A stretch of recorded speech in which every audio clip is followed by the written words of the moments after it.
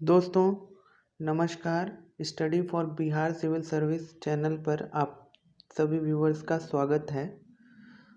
आज के अंक में हम लोग जानेंगे मध्यकालीन इतिहास को एस के पांडे की पुस्तक से, जिसमें अध्याय 2 का भाग 1 चैनल पर अपलोड कर दिया गया है। और इसी क्रम को आगे बढ़ाते हुए आज हम अध्याय 2 का भाग 2 लेकर आए हैं। तो चलिए शुरू करते हैं आज के इस अंक को। आज हम लोग जानेंगे अल बरूनी के जीवन से संबंधित मुख्य तथ्य। अल बरूनी का जन्म 973 ईस्वी में खीवा मध्य एशिया में हुआ था, जो उस समय ख्वारिज्म कहलाता था। 1018 से 19 ईस्वी में वह महमूद गजनवी के साथ भारत आया। महमूद गजनवी के भारत विजय से पूर्व वह एक विद्वान तथा राजनीतिक के रूप में खीवा वंश के अंतिम शासक ख्वारिज्म शाह की सेवा में था। 1017 ईस्वी में जब महमूद गजनवी ने ख्वारिज्म शाह पर आक्रमण कर विजय पाई तो उसी समय उसने अल बरूनी को प्राप्त किया था। जब महमूद गजनवी भारत पर आक्रमण किया तो अल बरूनी भी उसके साथ आया।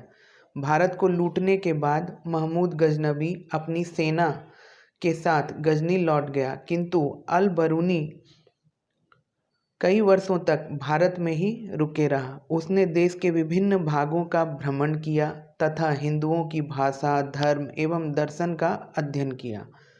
अल बरूनी एकमात्र इतिहासकार ही नहीं था, बल्कि उसके ज्ञान एवं रुचियों की ख्याति अन्य क्षेत्रों जैसे खगोल विज्ञान, भूगोल, तर्कशास्त्र, औषधि विज्ञान, गणित, दर्शन, धर्म और धर्मशास्त्र तक भी था। अल बरूनी का मुख्य उद्देश्य भारत के धर्मों और इतिहास तथा विज्ञान की परंपराओं के विषय में जानकारी प्राप्त करना था, किंतु उसने यहाँ के रीति रिवाजों और अंधविश्वासों आदि के संबंध में भी विस्तृत वर्णन किया है। उसने अपनी पुस्तक किताब उल हिंद में भारतीयों की विशेषकर पवित्र स्थानों पर तालाबों तथा जल संग्रहण कार्यों के निर्माण में उच्च कोटि की प्रवीणता की प्रशंसा की है। उसने भारतीय परिस्थितियों एवं संस्कृतियों को जानने के लिए ब्रह्मगुप्त की ब्रह्म सिद्धांत, वराहमिहिर की बृहत संहिता, कपिल के सांख्य तथा पतंजलि के योग आदि रचनाओं का उल्लेख किया है तथा जगह जगह भगवद गीता, विष्णु पुराण व वायु पुराण को उद्धृत किया है। पुराणों का अध्ययन करने वाला अल बरूनी प्रथम मुसलमान था। अल बरूनी ने अपनी पुस्तक किताब उल हिंद में भारतीय चरित्र की कमजोरियों और भारतीयों की सामाजिक राजनीतिक व्यवस्था की कमियों, जिनके कारण आक्रमणकारियों के हाथों उन्हें पराजय और अपमान भुगतना पड़ा, का तटस्थ विवरण किया है। इसके अतिरिक्त उसने भारतीय सभ्यता का संवेदनशील अध्ययन, गजनवी के लूटपाटपूर्ण आक्रमणों की समालोचना तथा भारत के सामाजिक एवं बौद्धिक इतिहास का वर्णन भी किया है। उसने तत्कालीन भारतीय समाज में प्रचलित धार्मिक रीतियों, व्रत, पूजा पाठ, दान, तीर्थ यात्रा, दैनिक यज्ञों आदि का विशद वर्णन किया है। यद्यपि इस पुस्तक से तत्कालीन भारत की राजनीतिक जानकारी प्राप्त नहीं होती, अल बरूनी लिखता है कि भारतीयों में यह दृढ़ विश्वास है कि उनके जैसा कोई देश नहीं, कोई राजा नहीं, कोई ज्ञान विज्ञान नहीं। उसके अनुसार उनकी यह नकारात्मक सोच ही उनके पतन का कारण बनी। वह लिखता है कि जाति व्यवस्था इतनी दृढ़ थी कि यदि दो ब्राह्मण भोजन करने बैठते थे तो बीच में एक सफ़ेद कपड़ा रख लेते थे। उसके अनुसार अंतर जातीय विवाह नहीं होते थे और विधवाओं का मुंडन कर दिया जाता था। अल बरूनी ने शूद्रों की सबसे बड़ी सूची प्रस्तुत की है। उसके अनुसार इस समय विभिन्न प्रकार के शिल्प मुख्यतः शूद्री से संबंधित थे। उसने 8 प्रकार के चांडालों का उल्लेख किया है। इसमें मोची, मछुआरे, शिकारी, टोकरी बनाने वाले, सड़क पर झाड़ू लगाने वाले आदि शामिल थे। मध्यकालीन भारतीय इतिहास के स्रोत के बारे में अगर और आगे जाने तो इसी क्रम में ताज उल मासीर का जिक्र किया गया है। इस ग्रंथ की रचना सदरुद्दीन मुहम्मद हसन निजामी ने की थी। वह खुरासन में स्थित निशापुर का निवासी था। मंगोल आक्रमण के समय भागकर भारत आया तथा दिल्ली के सुल्तान कुतुबुद्दीन ऐबक के अधीन नौकरी कर ली। उसने कुतुबुद्दीन ऐबक के आज्ञा पर ही अपनी पुस्तक ताज उल मासीर लिखना शुरू किया, परंतु यह पूर्ण इल्तुतमिश के काल में हुआ। मूल रूप से यह ग्रंथ अरबी भाषा में है, किंतु कहीं कहीं फारसी भाषा का भी प्रयोग हुआ है। यह पुस्तक अरबी और फारसी भाषाओं का अनूठा मिश्रण है। इसका अभिव्यक्ति माध्यम काव्य और गद्य दोनों है। इसमें 12,000 पंक्तियां हैं। इतिहासकार इलियट और डाउसन ने अंग्रेजी भाषा में इसका अनुवाद किया। इस ग्रंथ में 1191 ईस्वी से 1217 ईस्वी के मध्य भारतीय ऐतिहासिक घटनाओं का वर्णन मिलता है। आगे एक और पुस्तक की बात करें तो तबकात ए नासरी। इसकी रचना मिनहाज उस सिराज ने फारसी भाषा में की थी। 13वीं शताब्दी में लिखी गई रचनाओं में तबकात ए नासरी सर्वाधिक महत्वपूर्ण है। मोहम्मद गौरी के भारत विजय तथा नव स्थापित तुर्की सल्तनत के इतिहास का प्रत्यक्ष विवरण इसी ग्रंथ में मिलता है। तुर्कों की आरंभिक विजय का यह एकमात्र उपलब्ध वृतांत है। मिनहाज ने सर्वप्रथम इस पुस्तक में दिल्ली सल्तनत का कालक्रमिक क्रमबद्ध विवरण प्रस्तुत किया है। 23 अध्यायों में विभक्त यह ग्रंथ भारत पर तुर्क आक्रमणों, दिल्ली में सल्तनत की स्थापना तथा इल्तुतमिश एवं रजिया के शासनकाल के अध्ययन के लिए एकमात्र समकालीन और प्रामाणिक स्रोत है। इसमें 1227 से 1259 ईस्वी तक दिल्ली सल्तनत काल के प्रसिद्ध दरबारियों, सैनिकों, प्रांतीय गवर्नरों व अन्य प्रसिद्ध व्यक्तियों के जीवन वृत्तांत का वर्णन किया गया है। अपनी रचनाओं में उन्होंने अपने समय के 25 अमीरों की जीवनी शामिल की है। अमीरों का उल्लेख करते समय उन्होंने सबसे ज़्यादा ध्यान उलुग खां पर दिया है। चलिए अब जानते हैं मिनहाज उद्दीन सिराज के बारे में। इनका जन्म 1193 ईस्वी में मध्य एशिया के एक कुलीन परिवार में हुआ था। मातृपक्ष की ओर से वह सुल्तान महमूद गजनबी के राज परिवार से संबंध था। उसके पिताजी काजी और आध्यात्मिक गुरु के रूप में मोहम्मद गौरी की हिंदुस्तानी सेना से संबंध थे। मिनहाज उस सिराज काफ़ी सुशिक्षित और महत्वाकांक्षी था। वह इस्लामी धर्मशास्त्र व विधि शास्त्र का एक बड़ा विद्वान था। मंगोलों की अस्थिरता के कारण मध्य एशिया में उसे कोई भविष्य नहीं दिखाई दिया, अतः वह भारत चला आया। 1227 ईस्वी में वह उक्ष पहुंचा, जहां नासिरुद्दीन कुबाचा ने उसे फिरोजी मदरसा में शिक्षक नियुक्त किया। जब इल्तुतमिश ने कुबाचा के विरुद्ध युद्ध कर उक्ष को जीत लिया तो वह इल्तुतमिश के साथ हो गया। इल्तुतमिश उसे दिल्ली ले आया तथा अपना संरक्षण प्रदान किया। 1231 में इल्तुतमिश के ग्वालियर अभियान के दौरान मिनहाज उस सिराज उसके साथ था, जहां वह सेना की उत्साह बढ़ाने वाला उपदेश दिया करता था।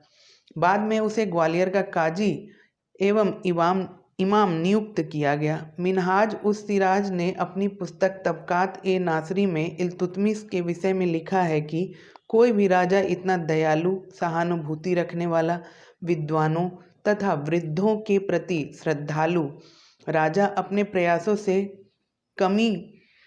कभी साम्राज्य पर आसीन नहीं हुआ। सुल्ताना रजिया के शासनकाल में उसे दिल्ली स्थित नासिरिया मदरसा का प्रधानाचार्य नियुक्त किया गया। रजिया के उत्तराधिकारी बहराम शाह के शासनकाल में उसे पूरे राज्य का काजी बनाया गया। अलाउद्दीन मसूद शाह के शासनकाल में उस पर राजकीय कृपा दृष्टि नहीं रही, अतः कुछ समय तक वह लखनौती व जाजनगर में बिताया, किंतु नासिरुद्दीन महमूद के समय में उसने अपनी खोई हुई प्रतिष्ठा पुनः प्राप्त कर ली। वह नासिरुद्दीन महमूद का दरबारी कवि था। उसने अपनी ग्रंथ तबकात ए नासरी नासिरुद्दीन महमूद को समर्पित किया तथा उसे दिल्ली का आदर्श सुल्तान बताया। मलिक नायब उलुग खां बलबन से भी उसका निकट संबंध था। उसके समय में वह काजी उल कजात नियुक्त हुआ। 1254 ईस्वी में सद्र जहां बनाया गया। कुछ समय पश्चात बलबन के शासनकाल में ही उसकी मृत्यु हो गई। चलिए अब जानते हैं तारीख ए फिरोज शाही व फतवा ए जहांदारी के बारे में। तारीख ए फिरोज शाही व फतवा ए जहांदारी के लेखक जियाउद्दीन बरनी हैं। तारीख ए फिरोज शाही का ऐतिहासिक ग्रंथ की दृष्टि से सर्वाधिक महत्वपूर्ण माना गया है। यह फारसी भाषा में है। इतिहासकार इलियट और डॉसन ने अंग्रेजी में इसका अनुवाद किया। तारीख ए फिरोज शाही में 1239 से लेकर 1359 ईस्वी तक अर्थात पूरी एक सदी का सल्तनत कालीन इतिहास मिलता है। इसमें बलबन से लेकर फिरोज शाह तुगलक के शासन के 6ठे वर्ष तक 9 शासकों का उल्लेख है। बरनी ने अपनी पुस्तक तारीख ए फिरोज शाही ठीक वहाँ से लिखना शुरू किया जहाँ से मिनहाज उस सिराज ने तबकात ए नासरी छोड़ा था। इस प्रकार तारीख ए फिरोज शाही तबकात ए नासरी का उत्तर भाग है। इस ग्रंथ में सुल्तान बलबन के शासन पर बैठने से लेकर सुल्तान फिरोज तुगलक के प्रारंभिक 6 वर्षों तक की घटनाओं का वर्णन है। इस ग्रंथ में बरनी ने भूमि कर के प्रबंध का विस्तृत वर्णन किया है। उसने अलाउद्दीन खिलजी की बाजार व्यवस्था का वर्णन करते हुए लिखा है कि हिंदू और काफिर वस्तुओं की चोरी करते थे। उसी प्रकार मोहम्मद तुगलक की मुद्रा व्यवस्था का वर्णन करते हुए उसने लिखा है कि प्रत्येक हिंदू की घर टकसाल बन गया था। उल्लेखनीय है कि अलाउद्दीन खिलजी के बाजार नियंत्रण प्रणाली का सबसे प्रमाणित विवरण बरनी की पुस्तक तारीख ए फिरोज शाही से प्राप्त होता है। इसके अतिरिक्त इब्न बतूता की पुस्तक रेहला तथा अमीर खुसरो की पुस्तक खजाइन उल फुतूह से भी अलाउद्दीन खिलजी के बाजार नियंत्रण के विषय में जानकारी प्राप्त होती है। फतवा ए जहांदारी यह तारीख ए फिरोज शाही की समकालीन तथा उसका एक पूरक खंड है। इस पुस्तक में बरनी ने अपने पूर्व लेखन के आधार पर सल्तनत काल के राजनीति दर्शन का विशद वर्णन किया है। इस ग्रंथ में आदर्श मुसलमान शासकों के गुणों का उल्लेख किया गया है। जियाउद्दीन बरनी की जीवनी। जियाउद्दीन बरनी का जन्म 1285 ईस्वी में सैयद परिवार में हुआ था। उसके पिता मुबैदुल मुल्क जलालुद्दीन खिलजी के दूसरे पुत्र शहजादा अरकली खां के निजी कर्मचारी थे तथा चाचा अला उल मुल्क अलाउद्दीन खिलजी के सलाहकार तथा राजनीति के कोतवाल थे। उसका पालन पोषण दिल्ली में संपन्न वातावरण और उन दिनों की अत्यंत कुलीन परंपराओं में हुआ।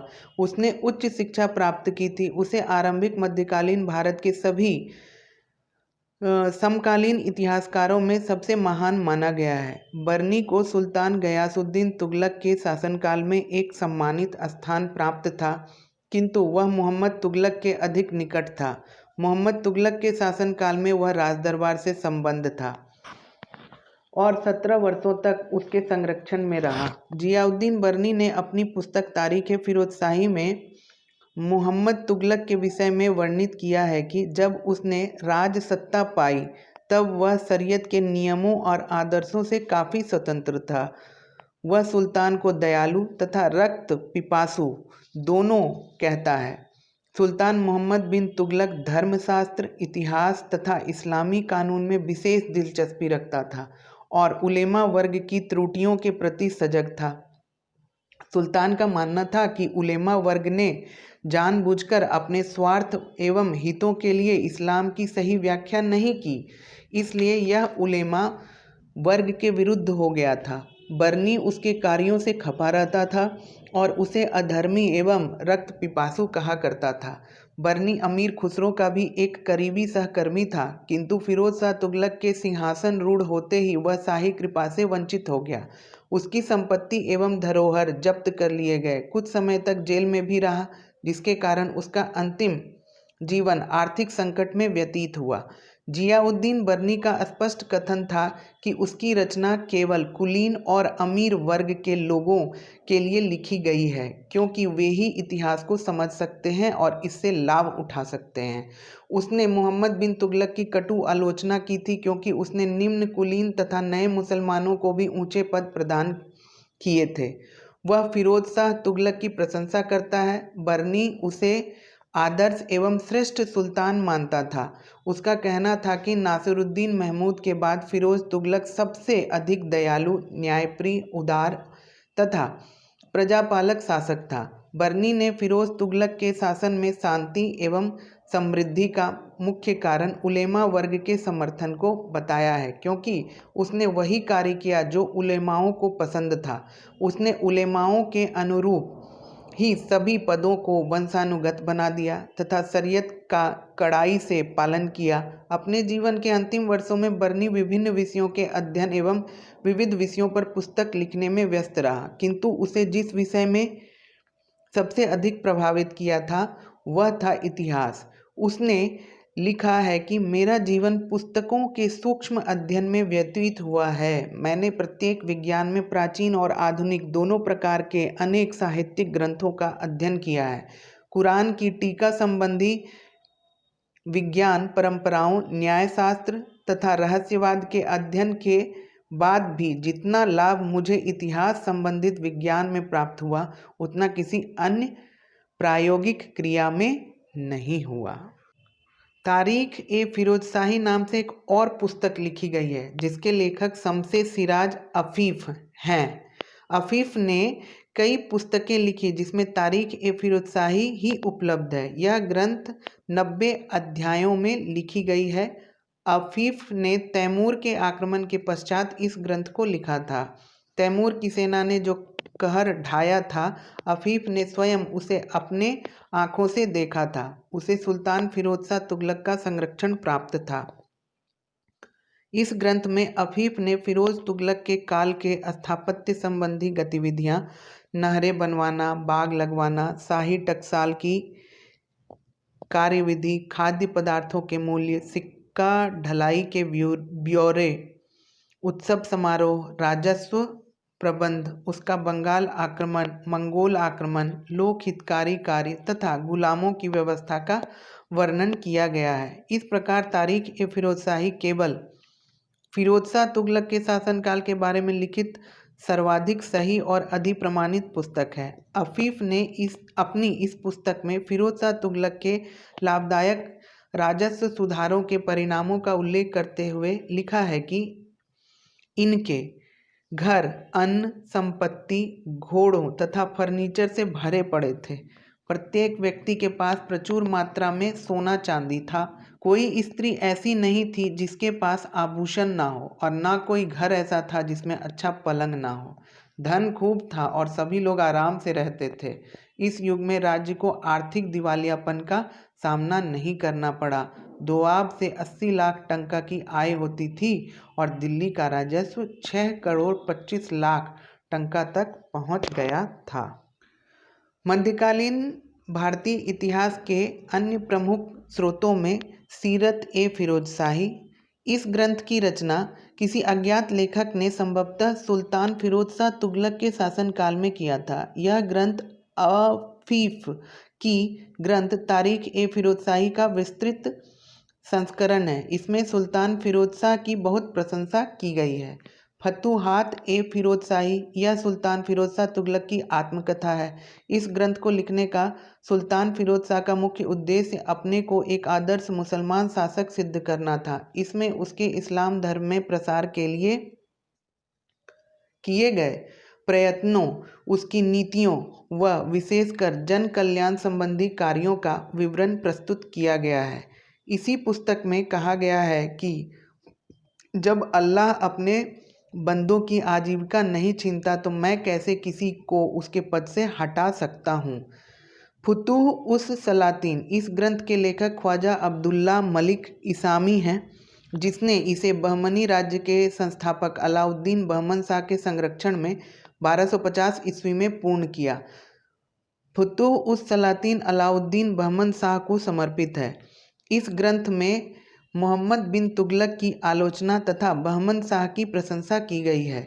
इसमें 999 ईस्वी से 1350 ईस्वी तक का इतिहास वर्णित है। महाकाव्य के रूप में लिखी गई इस ग्रंथ में गजनी राज्य के उदय से लेकर बहमनी राज्य की स्थापना तक की घटनाओं का वर्णन है। मोहम्मद तुगलक के विवादास्पद शासनकाल के लिए यह एक समकालीन स्रोत है। मोहम्मद बिन तुगलक के प्रति इसामी का दृष्टिकोण अत्यधिक आत्मपरक है। उसने सुल्तान को इस्लामी दुनिया के सबसे बुद्धिमान मूर्ख के रूप में दर्शाया है।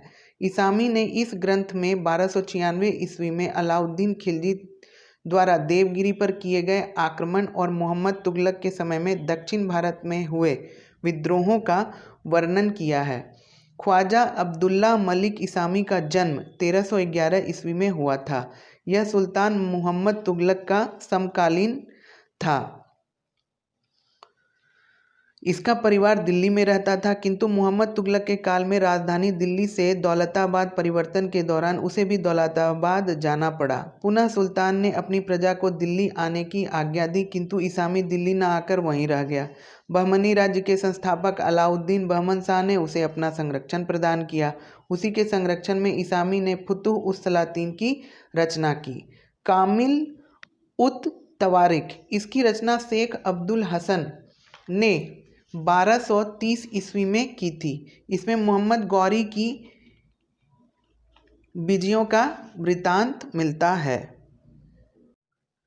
तारीख ए सिंध या तारीख ए मासूमी इसकी रचना मीर मोहम्मद मासूम ने की थी। यह पुस्तक चचनामा पर आश्रित है। इसमें अरबों की विजय से लेकर मुगल सम्राट अकबर के समय तक के सिंध का इतिहास वर्णित है।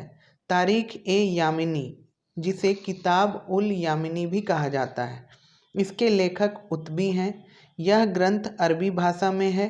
इस पुस्तक में सुबुक्तगीन और महमूद गजनवी का 1020 ईस्वी तक का इतिहास वर्णित है। उतबी महमूद के समय का एक महान साहित्यकार था। वह शाही इतिहासकार भी था। तारीख ए मसूदी इसकी रचना अबुल फजल मोहम्मद बिन हुसैन अल बैहाकी ने की थी। इस पुस्तक में महमूद गजनवी के इतिहास, दरबार के जीवन की झलक और कर्मचारियों के षड्यंत्रों का विवरण मिलता है। बैहाकी की एक अन्य पुस्तक तारीख ए सुबुक्तगीन है। बैहाकी महमूद गजनवी का एक शाही लेखक था। लेनपुल ने इसे पूर्वीय श्री पैपियस की उपाधि दी है। तारीख ए मुबारक शाही इसकी रचना याहिया बिन अहमद सरहिंदी ने सैयद वंश के शासक मुबारक शाह के संरक्षण में की थी। यह ग्रंथ सैयद वंश का एकमात्र समकालीन स्रोत है। याहिया बिन अहमद मुबारक शाह का समकालीन था। उसने यह ग्रंथ मुबारक शाह को समर्पित किया है। रेहला इसकी रचना अफ्रीकी यात्री इब्न बतूता ने अरबी भाषा में की थी, जो उसकी यात्रा वृत्तांत है। इस ग्रंथ में भारत की राजनीतिक, सामाजिक, आर्थिक और सांस्कृतिक स्थिति का विस्तृत वर्णन किया गया है। इसमें सुल्तान गयासुद्दीन तुगलक की गुप्तचर व्यवस्था, डाक व्यवस्था और उसकी मृत्यु की परिस्थितियों का वर्णन है। सल्तनत काल में डाक व्यवस्था का विस्तृत विवरण इब्न बतूता ने ही दिया है। इसके अतिरिक्त रेहला में मोहम्मद बिन तुगलक के व्यक्तिगत जीवन, उसके विचार और प्रशासनिक योजनाएं, राज दरबार की स्थिति तथा सामाजिक एवं आर्थिक जीवन की झलकियां मिलती है, जो अत्यंत मनोरंजक और मूल्यवान है। इब्न बतूता का मूल नाम शेख फतह अबू अब्दुल्लाह था, जो मोरक्को का मूल निवासी था। 1333 ईस्वी में मोहम्मद बिन तुगलक के कार्यकाल में भारत आया था तथा 14 वर्षों तक भारत में रहा। मोहम्मद तुगलक ने उसे दिल्ली का काजी नियुक्त किया, जो 8 वर्षों तक इस पद पर रहा। कालांतर में उसके विरुद्ध कुछ भ्रष्टाचार तथा बेईमानी के आरोप लगे, जिसके कारण सुल्तान उससे अप्रसन्न होकर कारागार में डाल दिया था, किंतु बाद में रिहा कर दिया। 1442 ईस्वी में मोहम्मद तुगलक ने उसे अपना दूत बनाकर चीन भेजा, परंतु रास्ते में जहाज खराब हो जाने के कारण वह बीच रास्ते से ही वापस लौट आया। मालफुजात ए तिमूरी, यह तुर्की भाषा में लिखित अमीर तैमूर की आत्मकथा है। सर्वप्रथम आबू तालिब हुसैनी ने फारसी भाषा में इसका अनुवाद किया और बादशाह शाहजहां को भेंट स्वरूप दिया। इस ग्रंथ में तैमूर के कार्यकलापों, विचारों और उसके भारत पर आक्रमण का वर्णन मिलता है। जफरनामा, इसे सारफ उद-दीन अली याजिद ने अमीर तैमूर के पुत्र के संरक्षण में लिखा था। यह अमीर तैमूर की जीवन गाथा है। वाकिया ए मुस्ताकी और तारीख ए मुस्ताकी, इन दोनों ग्रंथों की रचना शेख रिजाकुल्लाह ने की थी। इसमें लोदी और सूर वंशों के अतिरिक्त मालवा और गुजरात के अफगान राजवंशों का वर्णन है। तारीख ए सलातीन ए अफगान, यह अहमद यादगार की रचना है। इसमें बहलोल लोदी से लेकर हेमू की मृत्यु तक की घटनाओं का वर्णन मिलता है। मुखजान ए अफगानी, इस ग्रंथ की रचना 1612 ईस्वी में नियामत उल्लाह ने की थी। इसमें लोदी वंश के शासकों के समय की घटनाओं का वर्णन मिलता है। अदाबुल हर्ब व सुजाअत, यह फक्र मुदब्बिर की रचना है।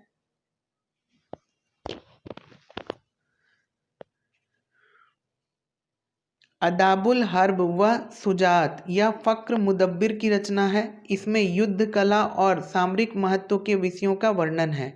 अदाबुल हर्ब ग्रंथ का संक्षिप्त रूप अदाब उस सलातीन है, जो इल्तुतमिश को समर्पित है। इशाए माहरू, यह तुगलक काल में मुल्तान के प्रांतपति ऐनुल मुल्क के पत्रों का संकलन है। मोहम्मद तुगलक और फिरोज तुगलक के संबंध में जानकारी प्रदान करने में सहायक है। रियाजुल इंसा, यह बहमनी सल्तनत के वजीर महमूद गावा के पत्रों का संकलन है। बहमनी प्रशासन और राजनीति के संबंध में यह महत्वपूर्ण जानकारी का स्रोत है। तारीख ए रशीदी, यह ग्रंथ मिर्जा हैदर द्वारा लिखा गया है। कश्मीर का इतिहास जानने का एक महत्वपूर्ण स्रोत है। रियाज ए सलातीन, इसकी रचना गुलाम हुसैन सलीम ने की थी। यह बंगाल के इतिहास जानने का एक महत्वपूर्ण स्रोत है। तारीख ए गुजरात, यह ग्रंथ मीर अबू तुर बबली द्वारा लिखा गया है।